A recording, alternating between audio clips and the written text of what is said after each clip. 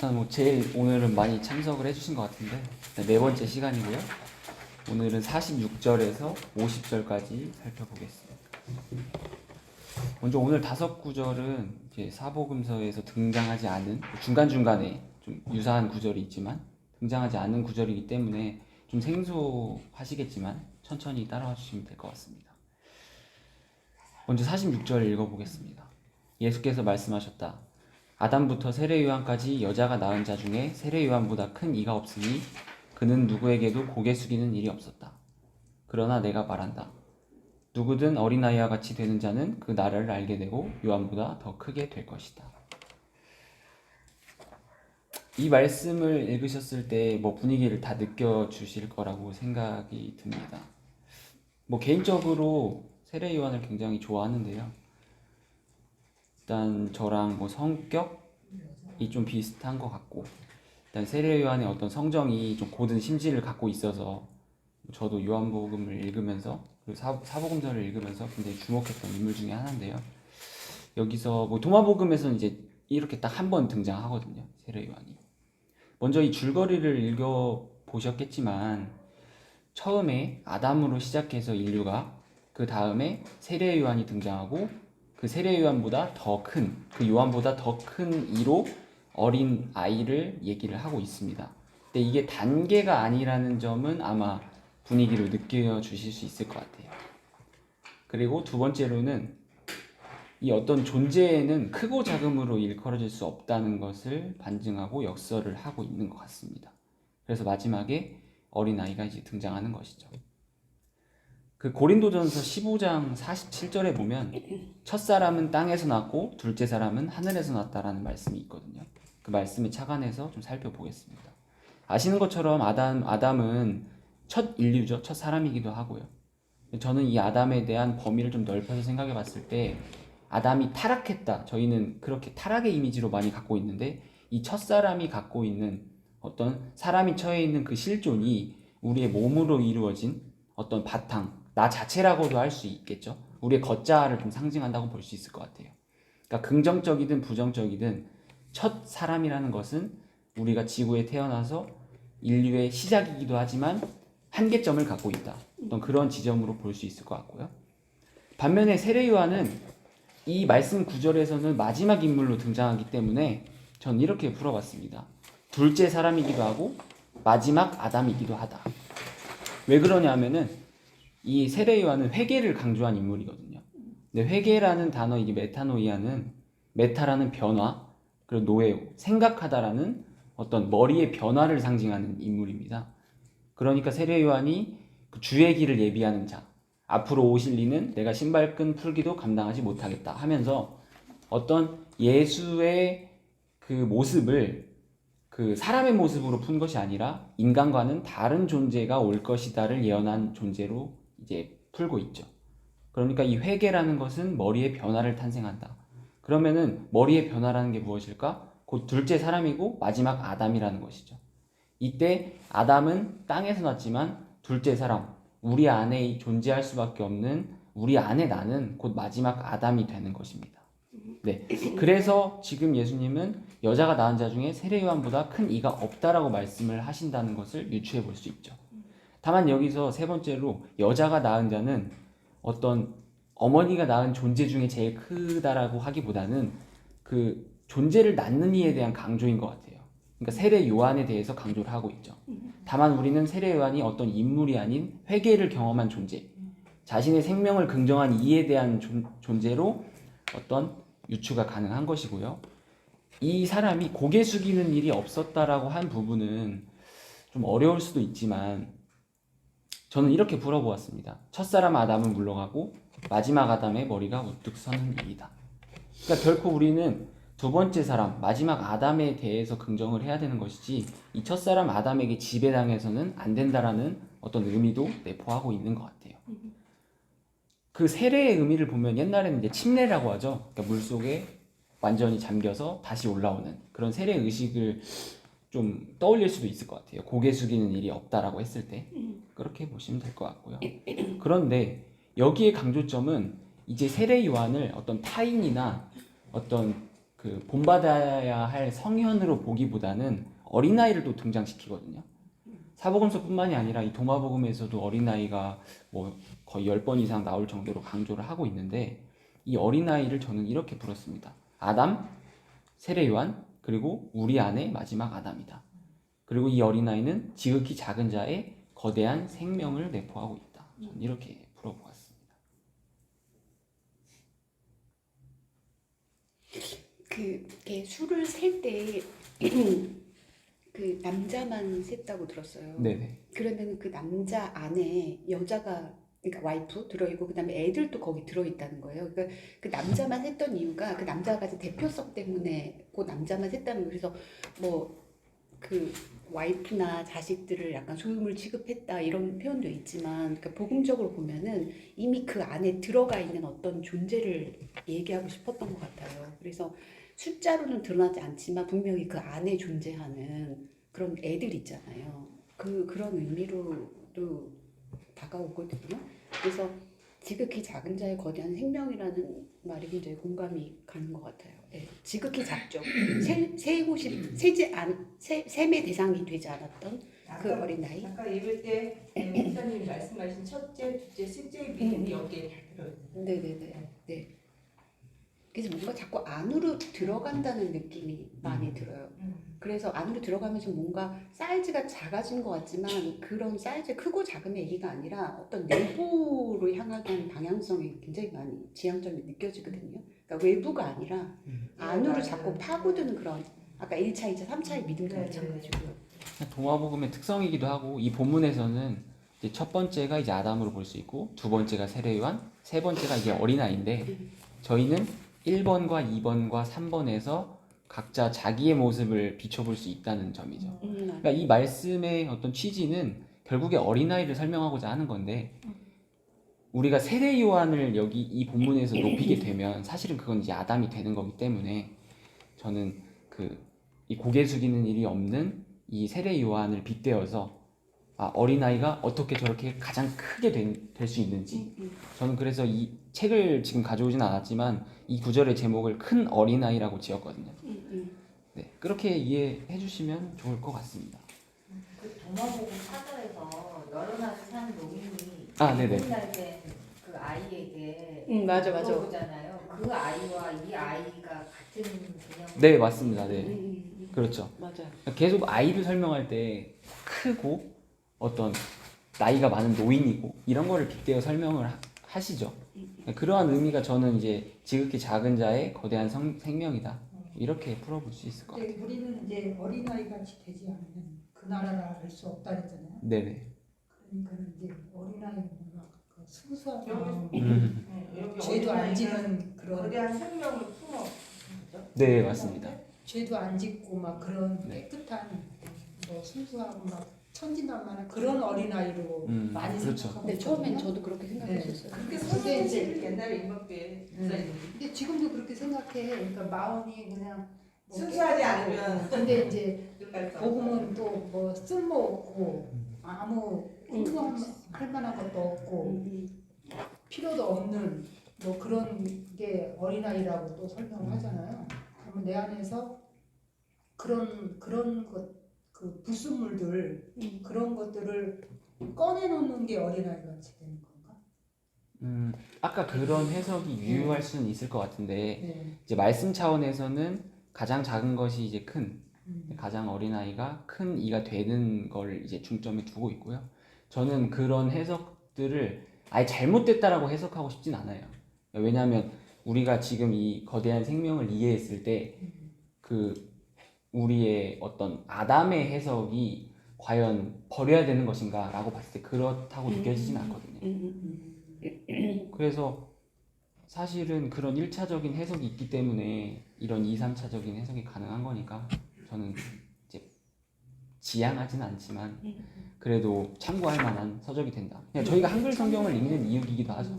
한글 성경 우리가 쭉 읽었을 때 우상으로밖에 볼 수 없는 건데 그게 우리한테 부정적으로 다가오느냐? 그렇진 않죠.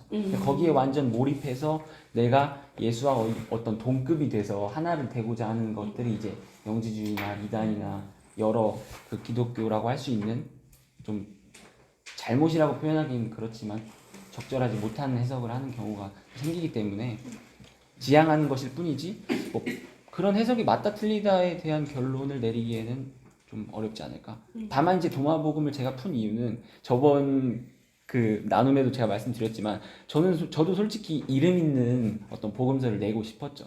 개인적으로 보면. 근데 저는 이제 큰 이제 매료가 된 게 좀 솔직하고 직설적인 어떤 부분이 있었고 그거를 이제 잘 유하게 풀어보면 좋겠다라는 생각이 이제 들어서 그랬던 것이니까 그렇게 참고해 주시면 좋을 것 같아요. 이 구절도 아마 굉장히 저는 은혜롭게 읽었던 구절인 것 같아요.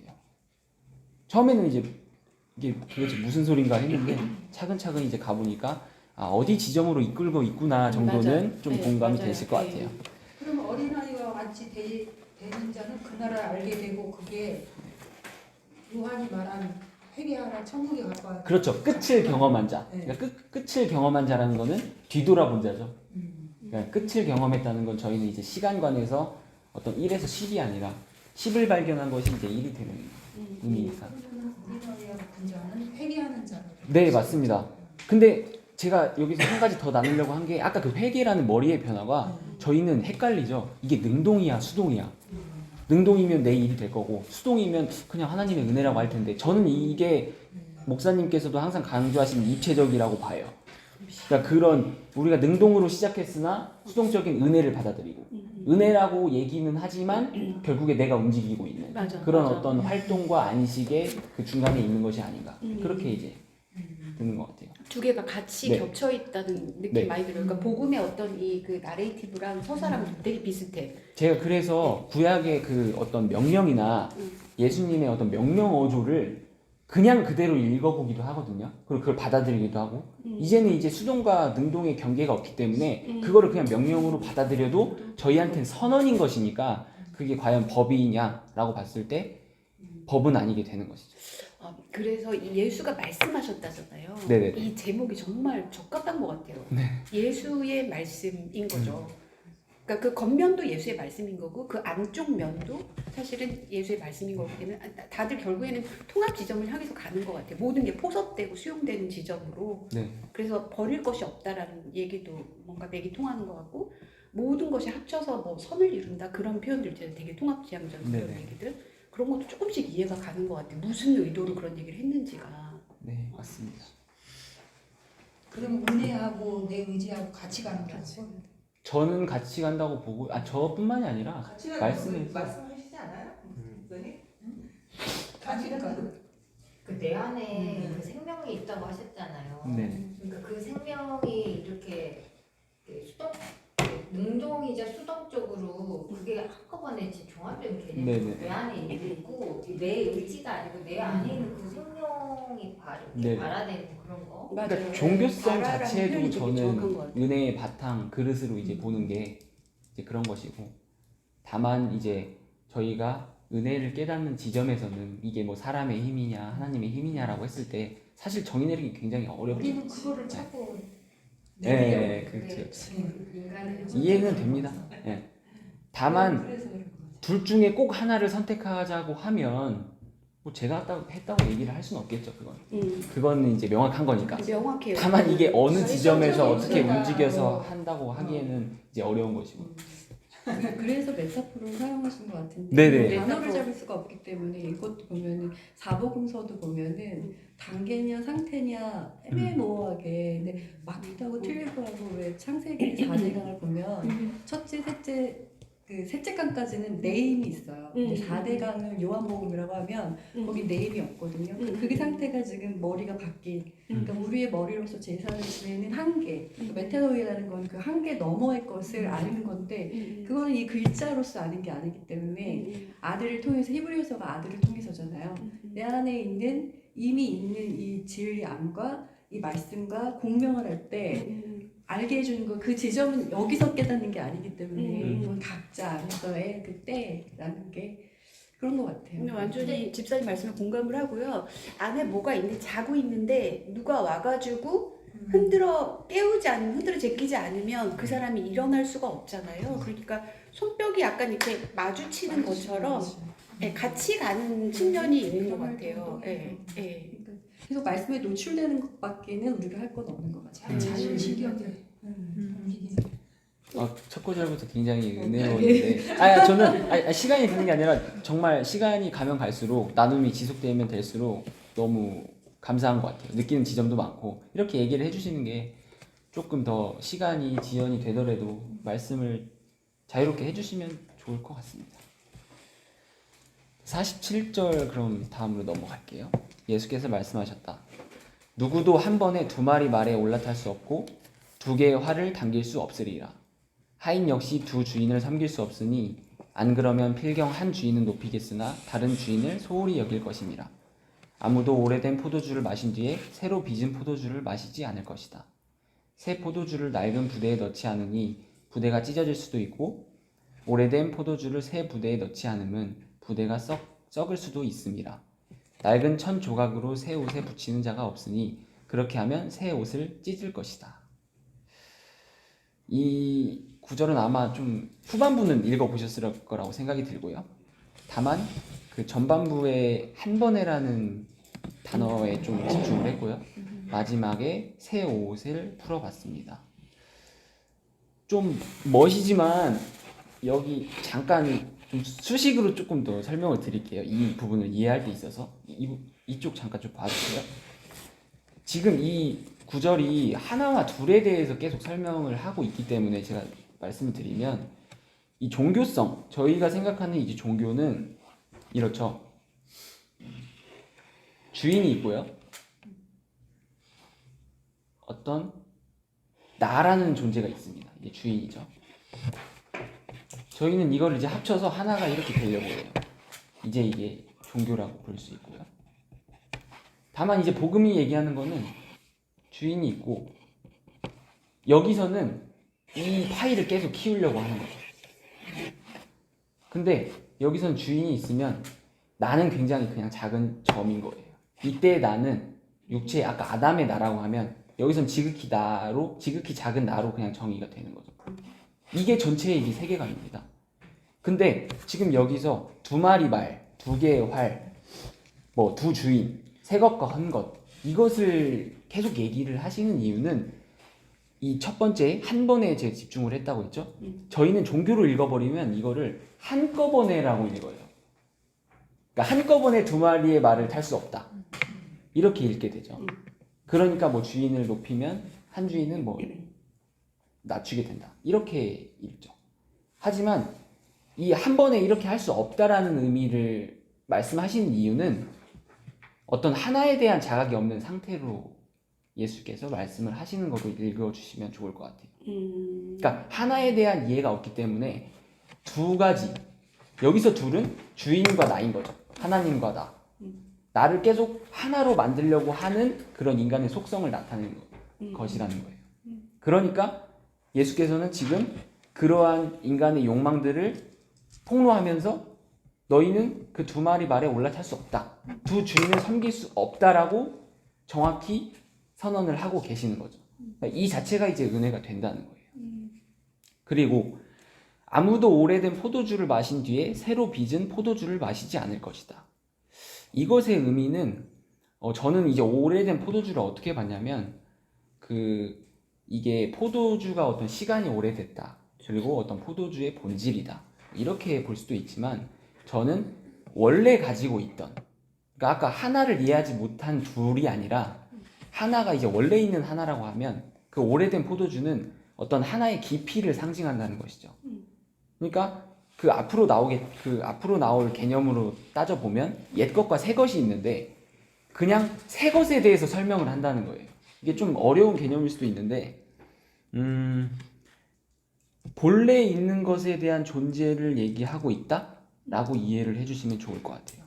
이때 그러면 새로 빚은 포도주를 마시지 않는다는 의미는 오래된 포도주, 그 하나의 깊이에 대한 이해가 없는 상태에서 과연 우리가 새로 빚은 포도주를 먹을 것인가에 대해서 묻고 있다는 것이죠. 이 설명이 조금 굉장히 좀 어려울 수 있는데요. 그러니까 이 새로 빚은 포도주라는 거는 하나의 깊이와 어떤 그 접점이 없는 새 것에 대한 욕망을 얘기를 하고 있다. 이렇게 이해해 주시면 좋을 것 같고요. 그리고 새 옷은 그 지금 보시면은 다른 거는 계속 대조를 하잖아요. 뭐 2마리, 뭐 새로 빚은 포도주, 오래된 포도주. 근데 마지막 문장은 낡은 천조각으로 새 옷에 붙이는 자가 없으니 그렇게 하면 새 옷을 찢을 것이다. 어떤 새 옷이 있고 저희는 그 낡은 천조각으로 붙인다고 생각하는데 우리가 생각하는 새 옷은 헌 것을 무한정 많이 이렇게 쌓는 개념의 새 옷인 거죠. 예수님이 말씀하시는 새 옷은 원래 있던 오래된 포도주, 본래 갖고 있던 그 하나에 대한 것을 얘기를 하고 싶은데 저희는 새로 찾고 싶으니까 그 낡은 천조각을 계속 새 옷에 붙이려고 한다는 거예요. 새 옷이 있지도 않은데. 그래서 저는 이렇게 좀 풀어봤는데요. 그냥 이건 좀 읽어드리는 게 좋을 것 같아요. 제가 설명이 좀 미흡해서요. 일단 한 번에 2마리 말, 2개의 활, 2주인, 새 것과 헌 것에 대해서 저는 보이지 않는 하나에 대한 긍정이라고 풀었고요. 읽어드리겠습니다. 한 번에라는 표현이 주요할 것이다. 예수는 하나를 지향하길 바라고 있다. 그래서 둘의 한계와 무지, 조화롭지 못한 모순을 말씀에 담아내고 있다. 우리에겐 둘의 상대성은 너무나 익숙하다. 한 주인을 높이고자 했으나 다른 주인을 소홀히 한다는 말씀을 주의 깊게 들어야 할 것이다. 과연 우리에게 다른 주인은 낮은 주인인가? 그렇지 않을 것이다. 없는 하나를 설명하기 위한 애타는 노력이 느껴져야만 한다. 이렇게 풀었고요. 다음은 새 옷입니다. 우리의 새 옷은 수천 수만 개의 낡은 천조각을 붙여 만든 옷이다. 마치 율법처럼 모든 것을 지켜 하나님의 구원을 쟁취하려는 욕망과도 같다. 그러면서 예수는 이러한 행동이 새 옷을 찢는 행위와 다를 바가 없다고 말한다. 너무 극단적이다. 하지만 이는 다시 생각해보면 새 옷이 있어서 그것을 찢는 것이 아니기 때문에 우리에게는 새 옷은커녕 무수히 많은 낡은 천조각밖에 없는 사실을 인정할 수밖에 없다. 결국 예수의 새 옷은 깨끗한 옷도 아니며 준비된 미래의 옷도 아니다. 낡은 천조각인 우리 자신의 발화와 휘발로 인해 새롭게 탄생한 분신과도 같다. 이제 우리는 선악의 무한 굴레로서의 둘은 가히 없다고 말할 수 있다. 새 몸, 새 것만이 남았기에 본래 있는 새 것을 묵히는 일에 우리의 인생을 다해야 할 것이다. 이것을 자발적 존재 의무라고도 할 수 있겠다. 십자가의 죽음은 이렇게 부활을 이끌어내는 힘이 있다. 이렇게 풀었습니다. 요약을 하자면 새 것은 본래 있는 새 것을 말하는 거고 우리에게 없는 것 이렇게 볼 수 있고요. 옛 것이라고 일컬어질 수 있는 것은 새 것에 대한 인식이 없는 상태다. 이렇게 보시면 좋을 것 같습니다.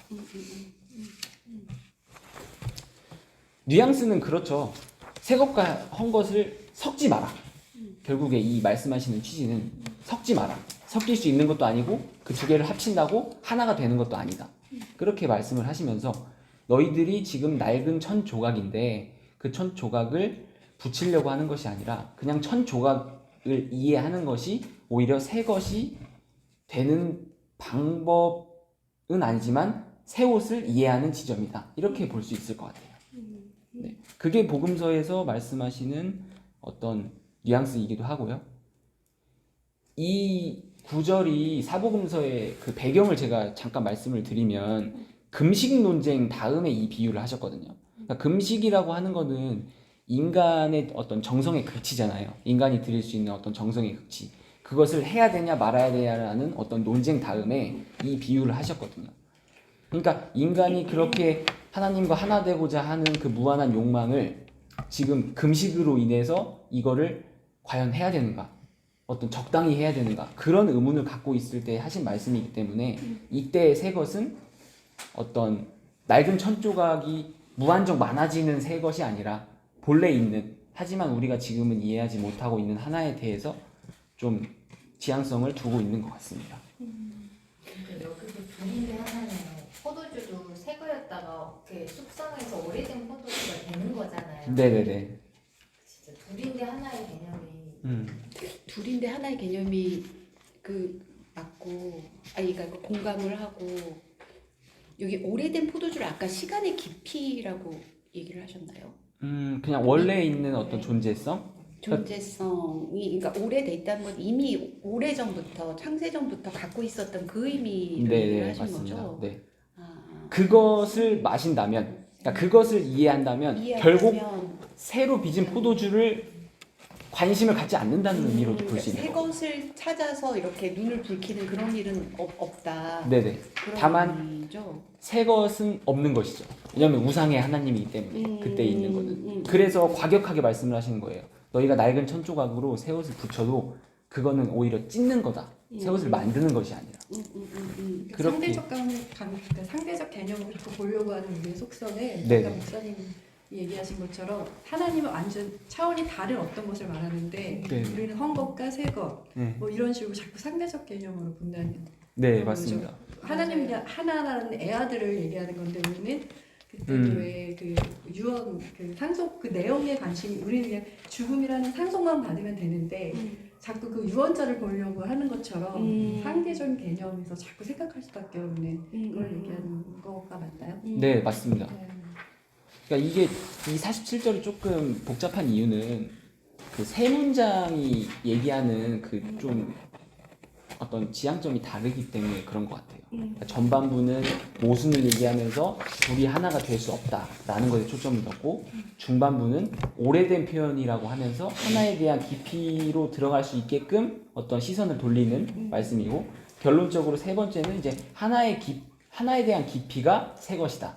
오래된 것이 새 것이고 너희가 이것을 이해할 때 새 옷에 낡은 천조각을 붙이려고 하지 않을 것이다.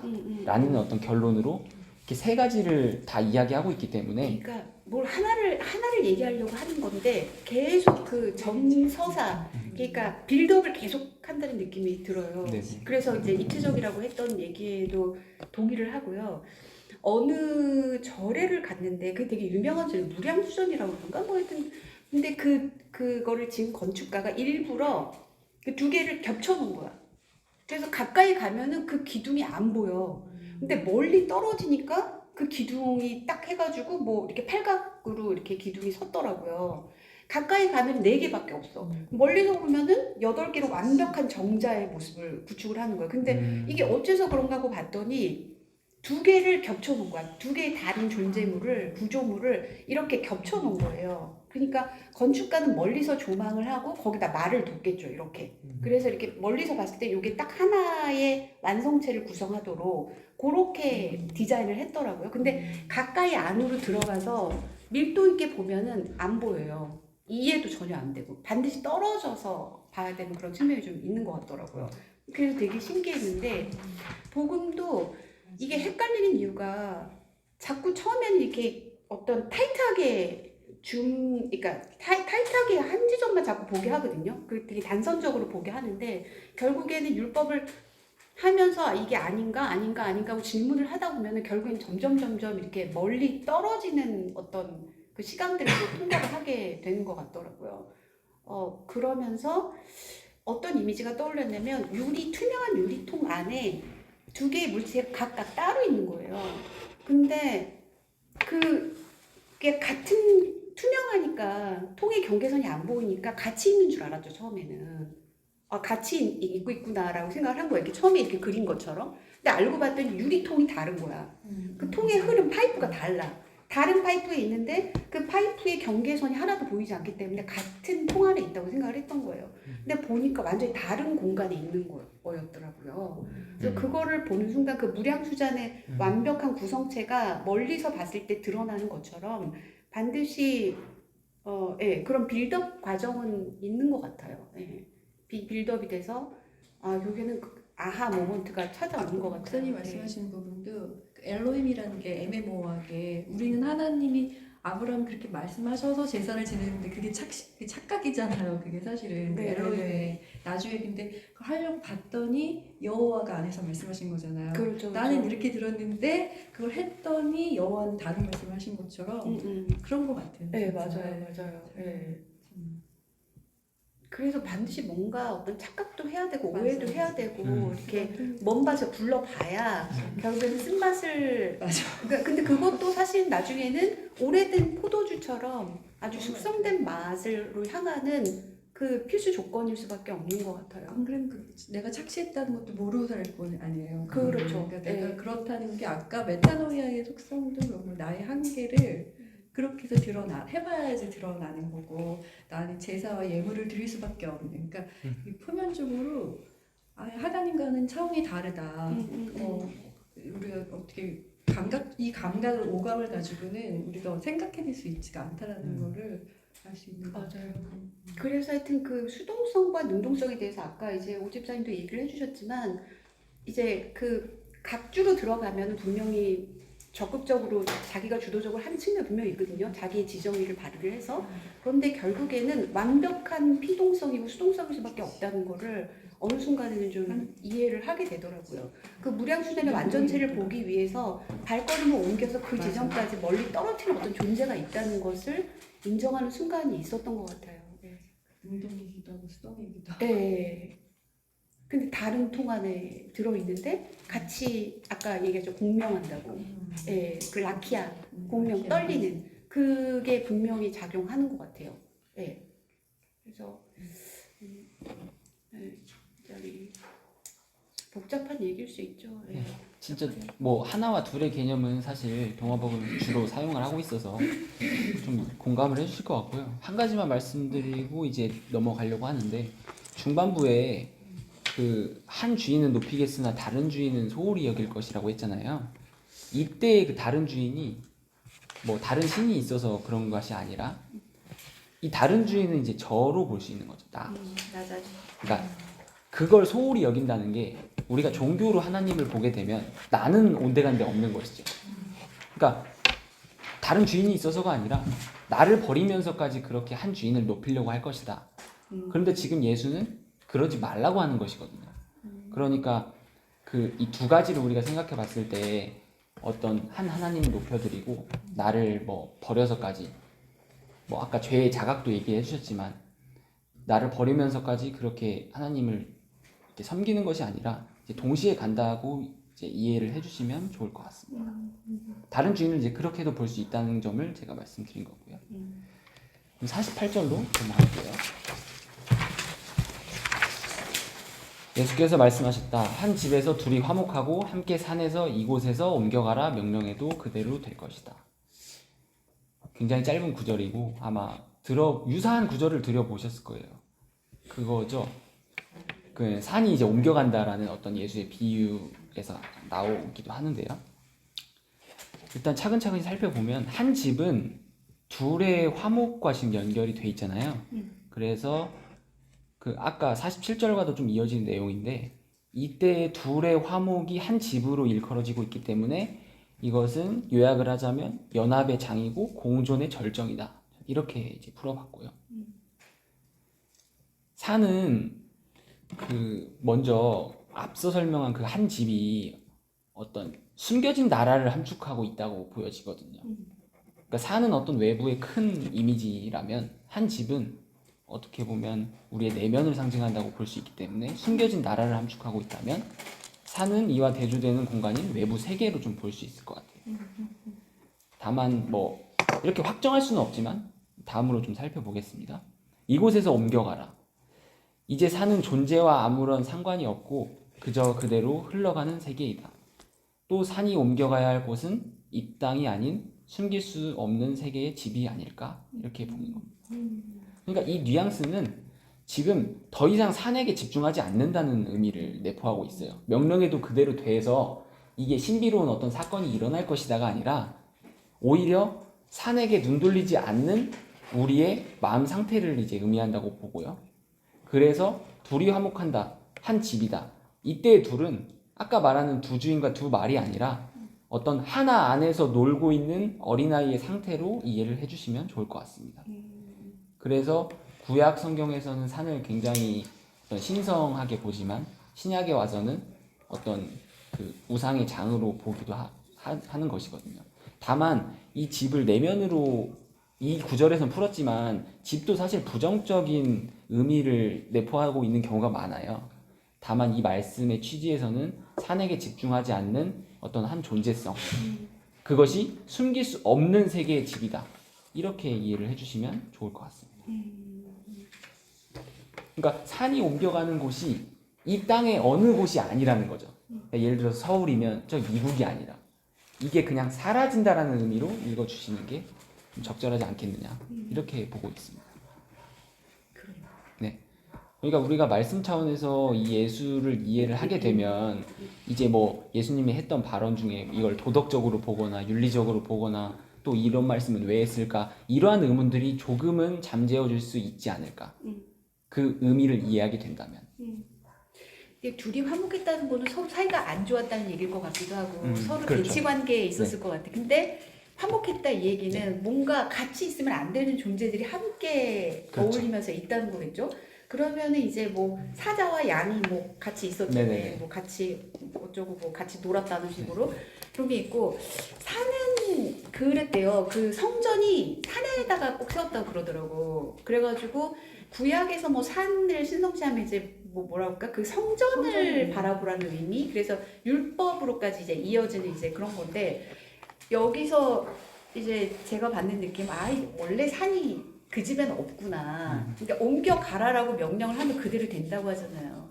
그러면은 옮겨가면 내 눈에서 사라지는 건데 사실은 완료형으로 봤을 때는 그 집에는 산이 들어갈 수 없는 공간, 사자와 양이 노는데 어떻게 감히 율법이 들어갈 수가 있을까?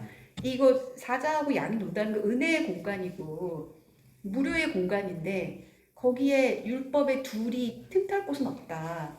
그런 느낌으로 다가오네요. 그렇죠. 그래서 산이 이렇게 공존의 절정, 무너진다라는 그러네. 산이 무너진다라는 비유를 하시고 또 실제로 성전을 무너뜨린다는 말씀도 하시고 그리고 몸소 체험하셔서 십자가를 지시는 그런 의미가 저는 이게 무너뜨리고 어떤 보이지 않는 세계에 대한 그림을 그려주고 있다. 그것이 이제 실체다라고 하는 이제 예수의 말씀으로 그것도 하면 좋을 되게 것 좋은 같습니다. 표현이네요. 네. 이건 뭐 짧은 구절이기 때문에 그럼 다음으로 좀 넘어가겠습니다. 49절입니다. 예수께서 말씀하셨다. 홀로이고 선택을 받은 자에게 복이 있으니 그들이 나라를 찾았습니다. 그들은 그곳으로 갔고 다시 그리로 돌아가느니라. 이 부분도 굉장히 좀 숙연해지는 말씀인데요. 뭐 사실 도마의 장점이죠. 뭐 하나씩 풀어보겠습니다. 홀로와 선택입니다. 이때의 홀로와 선택은 혼자가 아닌 하나에 대한 감격이고 그것이 복이라고 말을 하고 있습니다. 이때의 나라는 혼자 외로운 나라가 아닌 하나로 이루어진 무언가라고 볼 수 있고요. 그곳으로 갔고 다시 그리로 돌아가느니라. 이것은 어떤 무한에 대한 재정의, 어떤 영원에 대한 여정을 그리고 있다라고 보여지고요. 저희는 하나라고 하면 혼자를 떠올리고 외로움을 떠올리고 무가치함을 떠올리거든요. 이게 하나고 아무것도 없고 그러면 우리는 과연 어디로 가는 것이고 이게 무슨 쓸모가 있냐? 저는 이것을 그곳으로 갔고 다시 그리로 돌아가느니라. 이 다시에 대한 의미가 어떤 다시 한번 재정의한다는 의미로 볼 수 있을 것 같고요. 저희는 영원을 떠올리지만 저희가 생각하는 영원은 그냥 무한에 가까운 거고 어떤 그리스도의 말씀 차원에서는 어떤 선순환의 의미로 보는 것이 적절할 것 같아서 이렇게 풀어봤고요. 이 49절은 책에 제가 그 구약 성경의 그 하나에 대한 의미에 대해서 좀 자세히 풀었기 때문에 나중에 책을 읽어보시면 좋을 것 같습니다. 이 부분은 좀 말씀을 해주셔도 좋을 것 같아요. 아마 생각하시는 지점들이 다 있을 것 같아서요. 선택이 좀 더 구체적으로 어떻게 해석이 됐는지 알 수 있나요? 그러니까 이게 아까 목사님께서 예정론 말씀하셨지만 이 그 선택이라는 것은 저는 이제 이렇게 바라보거든요. 무수히 많은 것 중에 어떤 하나에 대한 선택이라기보다는 그 하나를 표현할 때 있어서 저희는 그 하나라고 하면 어떤 우상을 계속 떠올리게 돼요.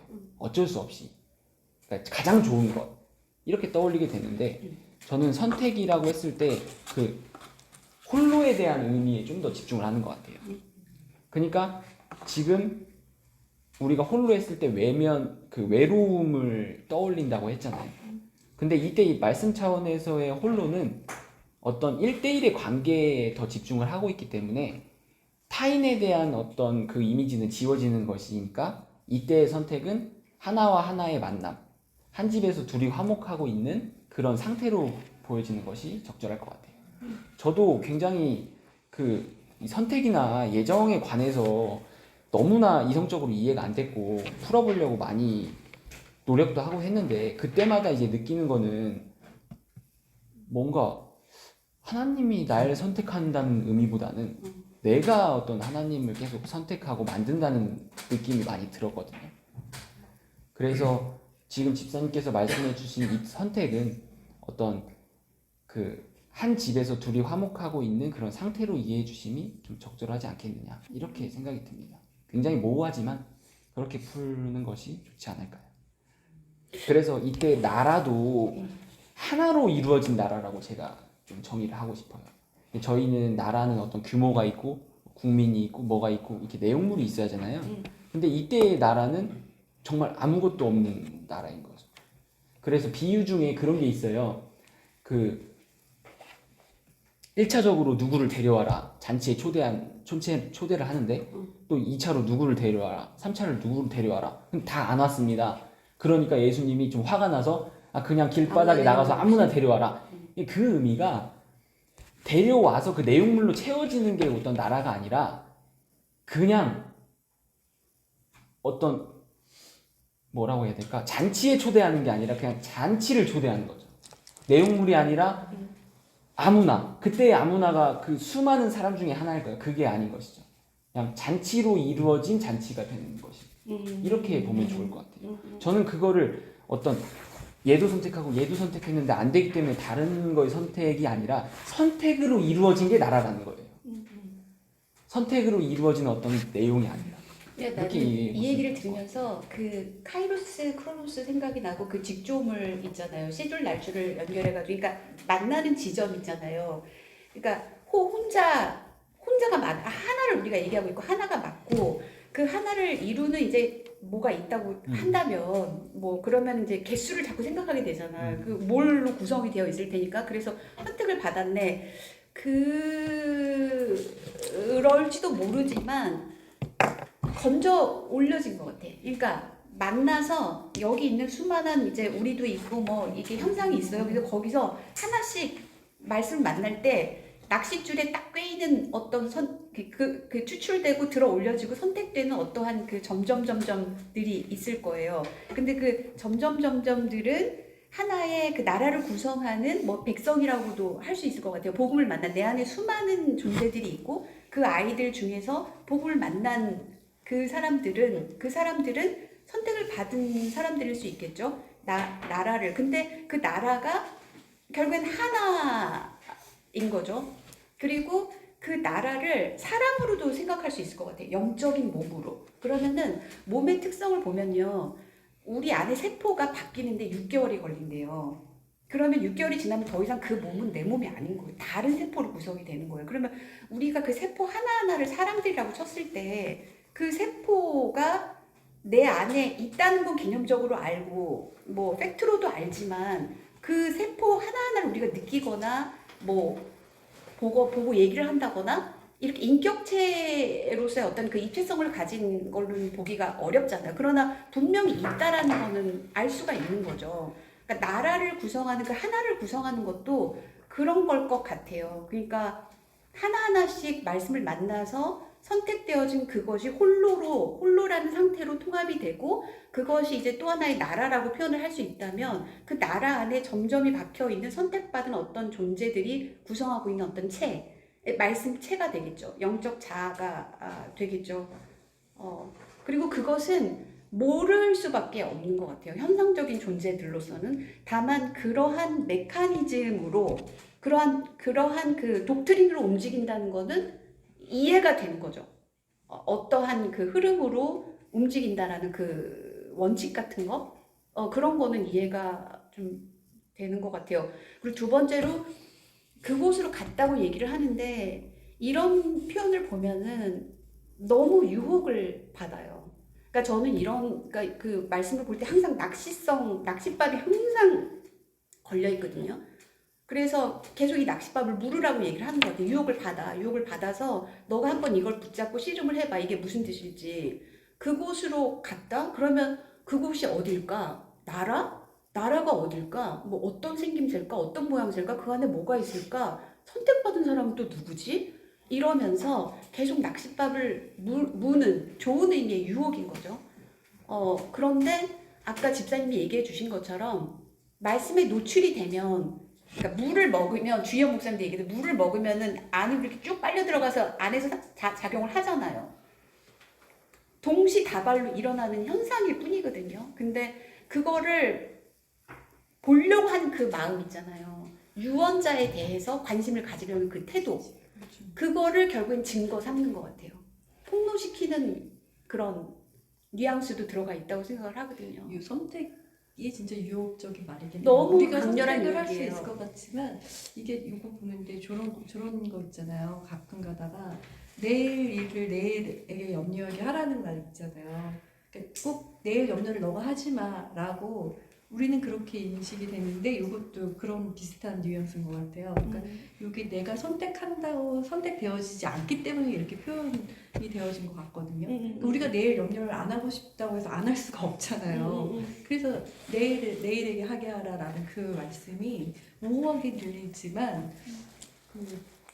그럴 수밖에 없는 거죠. 우리는 그럴 수가 없기 때문에 그러니까 이걸 선택할 수가 있지 않는 거잖아요. 우리는 그래서 스스로. 결국에는 계속 배신감을 주고 또 반전을 일으키고 그래서 역전을 시켜서 마지막에 그 빌드업된 그 정점에서 생각해보게 하는 그 메타노이아 현상 있잖아요. 거기로 끌고 가려고 하는 어떤 의도가 느껴져요. 그래서 제가 요즘에 관심을 갖는 건 그래서 거기가 어딘데 선택받은 자는 어떠한 조건을 갖춰야 되는 거지? 처음에는 그걸로 갔다가 나중에 보니까 어떤 의도성, 뉘앙스, 그 다음에 거기에 이끌려가는 어떤 자석 같은 힘 있잖아요. 그러니까 자꾸 이렇게 문을 두드리는 그 소리, 그 진위가 뭘까, 무슨 생각으로 저러는 걸까라는 그런 쪽으로 자꾸 좀 초점이 옮겨가는 것 같아요. 네. 팔복도 사실은 가난한 자의 복이 내가 가난하고 싶다고 해서 가난해질 수 있지 않잖아요. 심령이 비슷한 좀 표현인 것 같아요. 네네. 그걸 선택해서 복이 있다고 하는데 내가 할 수 있는 것이 아니고. 그래서 정확하게 메타노이아라는 말이 정말 정합한 말이라는 생각이 들어요. 머리를 바꾸는 일이라는 생각이 들어요. 회개를 시키는 일이라는 생각이 들어요. 네. 이것도 하나님한테 선택을 받고자 할 거 아니에요. 이건 내가 선택을 못하면 내가 선택을 받아야 된다고 또 이게 이분법적에 계속 생각하는 것 같아요. 네네, 둘도 자꾸 둘 다 아닌 거기 때문에 그런 것 같아요. 가난한 심령도 마찬가지고 네, 팔복과 비슷한 것 같아요. 여기서 그래서 이제 복이나 나라는 커지는 의미를 담고 있기보다는 그곳으로 갔고 다시 또 그리로 돌아가는 이라고 했잖아요. 굉장히 모호하죠. 그래서 저는 이제 어떤 그 무한에 반복되는 쳇바퀴가 아니라 어떤 영혼에 대해서 얘기를 하고 있지 않는가. 맞아요. 그렇게 보는 것이죠. 저희는 이제 복이나 나라를 생각했을 때 내가 선택을 받아서 커진다라고 생각을 하기 때문에 아마 이 말씀을 후에 붙이신 것이 아닌가 이렇게 생각이 듭니다. 또 이거 보면은 또 막 결혼 안 하려고 그러는 사람들이 있어요. 홀로 있는 게 복이니까. 선택받으려면 일단 결혼을 하지 말자. 50절은 제가 이거 책에 있는 거 그대로 가져왔는데 좀 이렇게 나누고 싶어서 먼저 읽어드리고 제가 짚어드리겠습니다. 예수께서 말씀하셨다. 사람들이 너희에게 어디서 왔느냐 묻거든 우리는 빛에서 왔으며 빛이 스스로 존재하기 시작하여 형성된 그들의 형상으로 나타난 그곳에서 왔노라 하라. 또한 그들이 당신이 그것 빛입니까? 라고 묻거든 우리는 그것의 자녀들이며 살아계신 하나님의 택하신 자들이라 하라. 만약 그들이 당신 안에 아버지에 대한 증거가 어디 있느냐 하면 그들에게 말하되 그것은 움직임과 쉼이다. 이 50절도 제가 굉장히 좋아하는 구절이어서 읽어드렸고요. 이렇게 풀었습니다. 존재에게 시작이 있을까? 적어도 우리에겐 시작이 있을 것이다. 스스로 있는 자를 의미하는 여호와 하나님 외에 모두가 그렇다. 그러나 놀랍게도 빛을 본 존재는 자신의 시작이 빛으로부터 비롯되었다는 사실을 강단 있게 선언한다. 이로써 우리는 이 땅에서 아버지와 자녀로 제외한다. 하지만 만남의 증거는 없다. 그러나 증명할 필요 역시 없다. 증명이 아니라 창조이기 때문이다. 예수는 그의 말씀을 통해 우리가 그의 안에 살아있음을 느끼게 하며 우리로 하여금 더 이상 무엇을 하지도 그만두지도 않는 존재의 생명을 누리도록 한다. 이제 삶을 지속하는 그리스도와 하나 된 존재인 우리에게 있어서 움직임은 바다 위에 떠있는 바다 얼음처럼 아주 조금씩 천천히 어딘가를 비집으려는 기운이다. 생명의 발화는 이처럼 거창한 것이 아니다. 흔적이 없어도 느껴지지 않을 만큼 평온한 쉼의 순간에도 그것이 지금 우리에게 다가와 있다. 묻지 않아도 대답하지 않아도 된다. 우리 안에 감도는 기운을 느끼고 누리면 된다. 이렇게 이제 풀었고요. 제가 집중한 부분은 이 복음이 아닌 율법. 그러니까 우리가 종교성은 항상 순서가 있죠. 움직인 후에 쉼을 얻으려고 해요. 근데 복음은 움직이는 순간에 쉼을 경험한다는 것이죠. 이게 어떤 종교와 복음의 큰 차이 같아요. 우리가 저번 주에 달란트하고 문화 비유를 읽었을 때 어떤 장사한다, 행위를 한다 이렇게 했을 때 저희는 그냥 행위라고 생각을 하지만 그 안에서 그들은 쉼을 경험한 것이죠. 이때의 쉼이 뭘까요?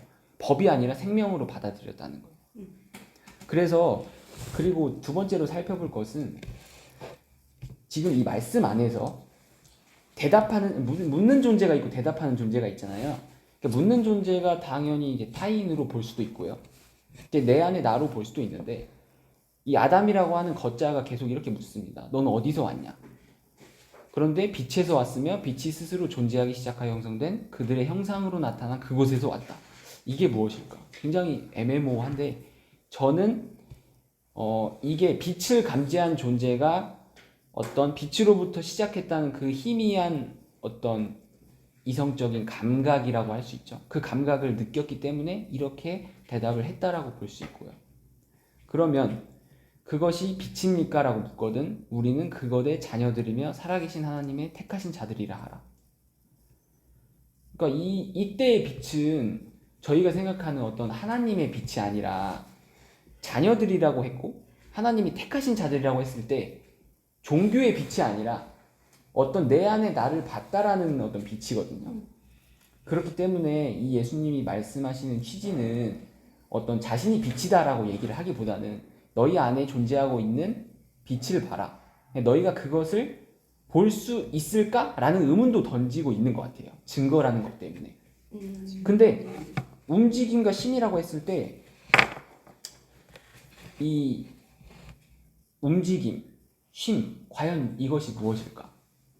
그러니까 아까 능동과 수동도 그렇고요. 이런 좀 대척점에 있는 이 개념이 저희는 아까 계속 집사님 말씀하시지만 움직일 수밖에 없는 존재고 가난하려고 해도 가난하고 싶지 않은 게 사람의 마음인데 계속 거꾸로 가고 있잖아요. 예수님의 말씀은. 그러니까 우리는 어쨌든 세상에 태어나서 움직였는데 움직인 후에 쉬어야지 죽은 다음에 천국을 가야지가 아니라 움직이면서 예수의 말씀이 이렇게 움직여지면서 그 안에서 쉼을 찾는다는 거예요. 그게 이제 복음이라고 얘기를 하는 것이죠. 복음만이 그게 유일한 것 같아요. 그쵸. 그게 정말 빛이고 오로지 그것만 유일하다는 생각이 들어. 움직임과 쉼이 같이 동시 발생한다는 그거 있잖아요. 네. 사람은 이렇게 시간 순차적 존재잖아요. 앞뒤 이렇게 시간이 순서대로 흘러가잖아요. 직선적 존재이기 때문에 반드시 움직인 다음에 쉬려고 하는 그게 맞는 것 같아요. 근데 네. 움직이는 동시에 그게 쉼이다라는 이 꼴의 현상은 오직 복음에서만 가능한 것 같아요. 예수가 죽고 동시에 부활했거든요. 그 다음에 우리가 고백을 할 때 거기서 생명이 출현하거든요. 다 동시적인 얘기인 거죠. 이거와 이게 떨어지지 않고 함께 가는데 다른데 함께 가면서 동시에 공명하고 함께 있어요. 같이. 네, 그래서 맞습니다. 그런 면에서 굉장히 일관적이라는 생각이 들고 앞 49절에 그곳으로 갔다가 다시 그리로 돌아간다라는 거 있잖아요. 원래 나왔던 데서 돌고 다시 그 원자리로 간다. 네네. 요 원의 개념이 여기도 분명히 있거든요.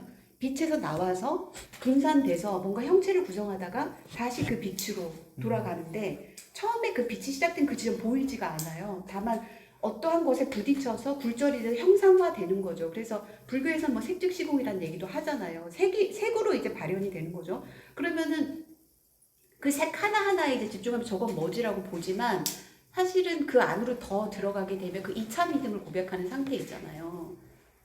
보이지 않는 빛에 대해서 감지하는 어떠한 그 안테나가 안테나가 생기게 되고 그렇게 되면 그 질문을 할 것 같아요. 당신이 그 빛이냐? 우리는 그것의 자녀들이며 살아계신 하나님의 택한 자들이라. 그 2차 믿음을 고백하는 사람은 이 질문도 할 수 있을 거라고 봐요. 네. 맞습니다. 그래서 네. 이게 조금 다른 점은 아까 원 얘기하셨는데 이게 사실 인간이 이성적으로 활동해서 가장 좀 합리적인 결론을 내릴 수 있는 게 원불교나 어떤 그 윤회나 이런 것들로 볼 수 있는데, 지금 예수님이 말씀하시는 이 움직임과 쉼은 사실은 굉장히 모순이거든요. 움직이는데 쉰다. 이거에 대한 동시성이기 때문에 이때의 움직임과 쉼은 이제 빛과 어둠으로도 볼 수 있고 죽음과 생명으로도 볼 수 있기 때문에 저는 지금 예수님께서 말씀하시는 이게 유일하다고 보고, 그리고 이것을 말씀하셨을 뿐만이 아니라 그 말씀이 내 안에 들어와서 나를 창조하는 그 순간이기 때문에 인간이 지식으로서 이끌어내는 어떤 이성적인 활동과는 차원이 다르다라고 그렇게 생각이 들죠. 그러면은 저기 죽음과 동시에 부활이잖아요. 네. 근데 십자가 전에서 돌아가시고 나서 사흘 만에 부활하셨다. 그 사흘은 우리는 하루 이틀 3일 이렇게 생각을 하고 있는데 그거는 어떻게 생각해요? 그거는 조금 더 좀 신학적인 문제라 좀 어려울 것 같은데요. 저는 그 삶이 내포하고 있는 게 그냥 숫자가 아니고 네, 오히려 그 시간의 텀을 두고 이렇게 했다기보다는 어떤 완전성을 의미한다고 이제 보는 거고, 뭐 해석은 여러 가지가 있을 수 있는데 저희가 말하는 그 죽음과 그 생명의 그 동시성이라고 하는 거는 우리가 인식할 수 있는 최대한이기 때문에 그런 것 같아요. 그러니까 너희가 죽었어 라고 얘기를 했을 때 네 알겠습니다를 저희가 대답을 했어요. 근데 그게 저희한테는 그냥 죽음인데 예수님께서는 그것이 생명이라고 얘기를 하는 거거든요. 그런 의미로서의 동시성이기 때문에 저희는 처절하게 빛을 받지만 이 빛 안에서 어두움만을 발견을 하는 거거든요. 근데 계속 빛을 발견을 하려고 하는데, 그래서 증거를 계속 내놓으라고 하잖아요. 그러면 이제 원래 이 종교성은 빛을 내놔야 되는데 움직임과 쉼이다. 뭔가 움직이고 있는데 나는 모르겠다. 난 알지만 모르겠다. 라는 의미로 읽을 수 있기 때문에 그렇게 동시성을 이해해 주시면 적절하지 않을까. 물론 3일에 대한 거는 많은 좀 해석이 있지만 뭐 휴거를 얘기하는 사람도 있고 뭐 안식을 얘기하는 사람도 있고 그 안에 뭐 성령의 활동이라고 하는 사람도 있고 뭐 여러 가지가 의견이 있는데요. 그거는 좀 목사님이 나중에 좀 풀어주시면 좋지 않을까라는 생각이 듭니다. 완전히 꽂혀 있으니까. 또 뭐 중요한 주제이기 때문에 그러한 질문도 좀 의미가 있을 것 같습니다. 오늘은 중구난방으로 좀 설명을 드린 것 같고, 이 5개 구절이 사실 쉬운 구절은 아니기 때문에 좀 양해를 해주시면 좋을 것 같고요. 아까 초반에 말씀드린 것처럼 그럼 114절까지는 상반기 안에 좀 끝내는 걸로 그렇게 진행을 하도록 하겠습니다. 추가로 말씀해 주실 부분 있으면 말씀해 주시면 좋을 것 같아요.